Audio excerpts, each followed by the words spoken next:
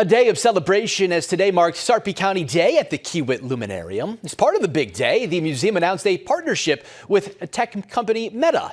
The event invited all of Sarpy County to see over 100 exhibits at the Luminarium for free. Activities included a virtual reality space, a Lego room, and many exhibits designed to teach science to kids. Meta, the parent company for apps like Facebook and Instagram, joined as the museum's newest sponsor. Meta's Sarpy County Data Center was a $1.5 billion investment for the company. The Luminarium says this partnership is an important step forward.